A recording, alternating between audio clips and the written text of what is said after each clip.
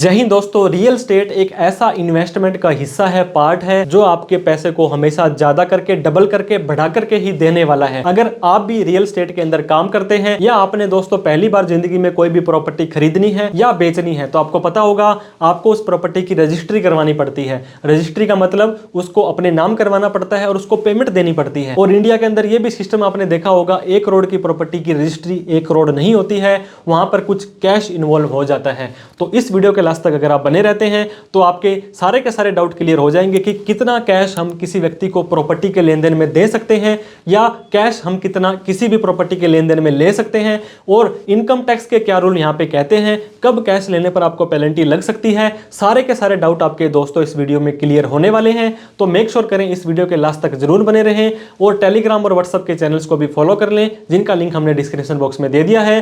तो देर ना करते हुए अगर आपने प्रॉपर्टी खरीदनी है या बेचनी है, कितना कैश ले सकते हैं, दे सकते हैं, जान लेते हैं। तो दोस्तों कैश पेमेंट आप कितनी दे सकते हैं, कितनी ले सकते हैं अगर आप किसी भी प्रॉपर्टी के अंदर डीलिंग करते हैं, इस चीज़ का आपको ध्यान देना बहुत ही ज़रूरी है। आपको पता होगा ये एक ई मूवेबल प्रॉपर्टी है और लैंड या बिल्डिंग हो ये लिमिटेड होती है और इसकी मात्रा, इसकी अमाउंट कितनी ज़्यादा होती है, ह्यूज अमाउंट इन्वॉल्व होती है दोस्तों। लाखों के अंदर, करोड़ों के अंदर सौदे होते हैं। किसी भी मकान को, दुकान को, प्लॉट को, फार्म हाउस को अगर आपने खरीदना या बेचना है, कोई भी एग्रीकल्चर लैंड को जब आप खरीदते बेचते हैं तो काफ़ी सारी चीज़ें यहाँ पे इन्वॉल्व होती हैं। फॉर एग्जाम्पल अगर आपने डील की है 1 करोड़ रुपए की, दोस्तों अगर आपने मान लीजिए कोई मकान खरीदना था और वो 1 लाख रुपए का, 1 करोड़ रुपए का अगर आपने खरीदा है तो आप 1 करोड़ रुपए की रजिस्ट्री उसकी नहीं करवाते हैं। हो सकता है कुछ केस में ऐसा होता भी होगा, लेकिन 50 लाख रुपए की फॉर एग्जांपल उसकी रजिस्ट्री है और बाकी के 50 लाख रुपए आपको उसको कैश में देने पड़ेंगे।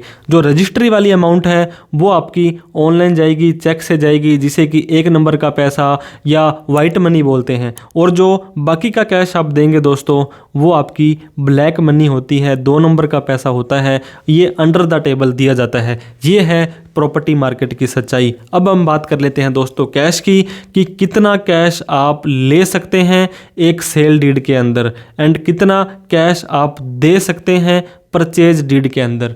मैं आपको फिर से बताना चाहता हूं दोस्तों, दो अलग अलग चीज़ें होती हैं, रजिस्ट्री की अमाउंट और टोटल डीलिंग अमाउंट। उन दोनों को ही पहले आपको अलग अलग देख लेना बहुत ही जरूरी है। बात कर लेते हैं दोस्तों 2015 या जब भी नोटबंदी दोस्तों 2016 में आई थी, यहाँ पर इतने ज़्यादा रिस्ट्रिक्शंस, इतने हार्ड रूल नहीं थे। आप कैश के अंदर ट्रांजैक्शन कर सकते थे, प्रॉपर्टी में डील कर सकते थे और आप लिख भी सकते थे कि मैंने इतने रुपए नगद प्राप्त कर लिए हैं। आपको पता होगा बहुत सारी रजिस्ट्रीज में अर्जनावीस आज भी पुराने ड्रे पर चल रहे हैं, वो जो मन में आता है उतने रुपए प्राप्त हुए लिख देते हैं। लेकिन इसके बाद में 1/6/15 के बाद में इनकम टैक्स ने बहुत सारे रूल नए निकाल दिए थे।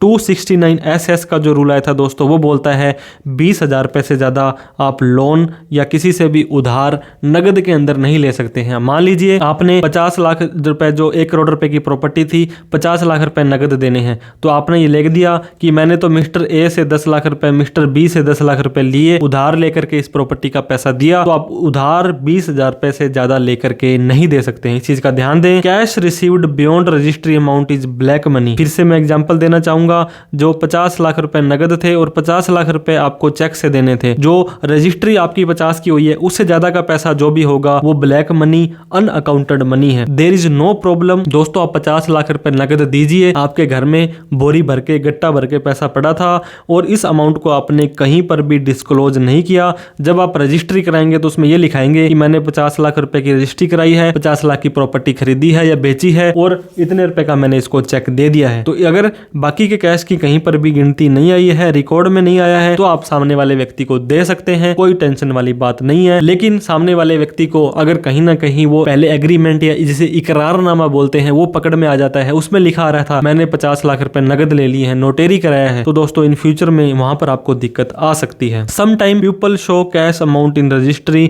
जो बहुत बड़ी मूर्खता होती है दोस्तों। पहले मैंने आपको बताया 30 लाख से ज्यादा की कोई भी रजिस्ट्री अगर आप कराते हैं तो खरीदने वाले और बेचने वाले दोनों का ही वहां पे पैन कार्ड कार्ड लिया जाता है और उस पैन कार्ड की सूचना इनकम टैक्स डिपार्टमेंट को दे दी जाती है कि इस व्यक्ति ने 30 लाख से ज्यादा की प्रॉपर्टी बेची है। जिसने बेची है उसको तो आपको पता होगा इनकम टैक्स के अंदर ITR में दिखाना पड़ेगा कि मुझे कैपिटल गेन हुआ है, और जिसने खरीदी है उसे पूछा जाएगा कि तेरे पास पैसा कहां से आया था। तो आप कैश विड्रॉल कर लेते हो बैंक से और वो दे देते हो, वो भी वैलिड नहीं है, क्योंकि आपको दोस्तों ऑन रिकॉर्ड जो पैसा देना है वो उसको चेक से ही देना है, नगद देना ही नहीं है। कैश टेकन एज लोन वो भी वैलिड नहीं है, बैंक से नगद निकाल के पैसा देते हो वो भी वैलिड नहीं है। हालांकि किसी और बैंक से निकालते हो, अलग अलग आप टैक्स प्लानिंग करते हो, तब एक अलग बात है। इसके बाद में cash taken for a single day, एक ट्रांजेक्शन का एक दिन के अंदर 2 लाख से ज्यादा का एक्सेप्टेबल नहीं है। इक्वल अमाउंट की पेनल्टी आपको लग सकती है। मैंने आपको बताया था 50 लाख रुपए आपने लिख दिया कि मैंने इस व्यक्ति को नगद दिया है, तो लेने वाले व्यक्ति को 50 लाख रुपए की पेनल्टी लग सकती है।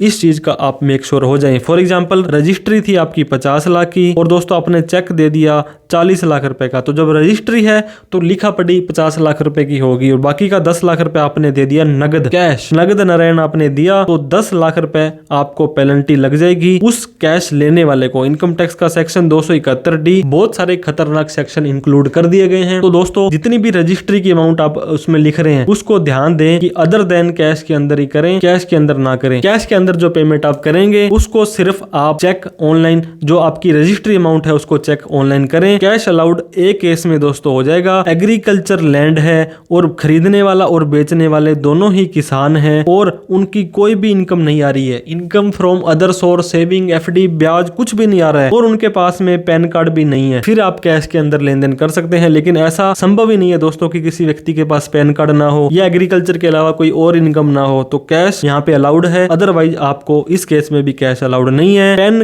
कार्ड एक इतना खतरनाक हथियार दोस्तों होता है, जब भी आप रजिस्ट्री कराते हैं तो बायर सेलर दोनों का पैन कार्ड, आधार कार्ड लिया जाता है रजिस्ट्रार ऑफिस के अंदर, और उस रजिस्ट्रार ऑफिस की इनकम टैक्स डिपार्टमेंट ने ड्यूटी लगा दी है 30 लाख रुपए की या उससे ज्यादा की कोई भी रजिस्ट्री होगी परचेज या सेल की, तो दोनों ही पैन कार्ड में हमें आप बताएंगे ताकि हम देख सकें जिस व्यक्ति ने सेल की है उस व्यक्ति ने अपना टैक्स कैपिटल गेन दिखाया है और जिस व्यक्ति ने परचेज की है कि उसके पास में पैसा कहां से आया था। तो इस चीज का ध्यान दें। इनकम टैक्स डिपार्टमेंट को रजिस्ट्री की पैसे की 30 लाख रुपए से ज्यादा की रिपोर्ट चली जाती है तो बायर और सेलर दोनों के पैन कार्ड में ये बोल जाएगी। तो आपको प्लीज मेक श्योर होना है कैश अलाउड नहीं है।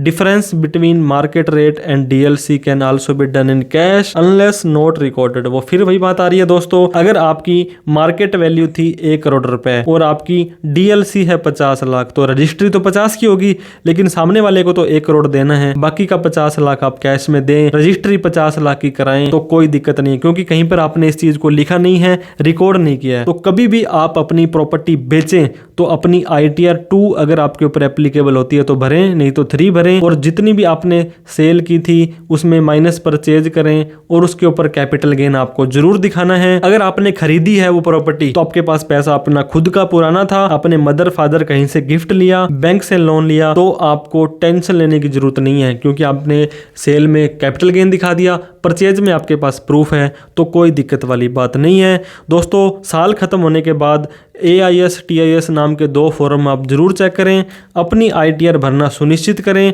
जितना भी टैक्स बनता था वो भरें और इन्वेस्टमेंट का पैसे का सोर्स रखें कि कहां से आ रहा है कहां से जा रहा है, तो आपको कोई भी दिक्कतों का सामना नहीं करना पड़ेगा। कीप इन्वेस्टिंग, कीप ग्रोइंग, ये हमारी शुभकामनाएं हैं। वीडियो अच्छी लगी हो तो लाइक करें, अभी तक हमें सब्सक्राइब नहीं किया तो प्लीज सब्सक्राइब करके हमारा हौसला बढ़ा दें। Thank you so much for watching this video. इस वीडियो को उन सभी लोगों में शेयर करना है जो प्रॉपर्टी के अंदर लेन देन करते हैं या करने वाले हैं और इनकम टैक्स के रूल, कैश के रूल उनको नहीं पता थे। कोई डाउट, क्वेरी, क्वेश्चन हो तो कमेंट करके दोस्तों हमें जरूर बताएं। Thank you so much for watching this video. जय हिंद, जय भारत।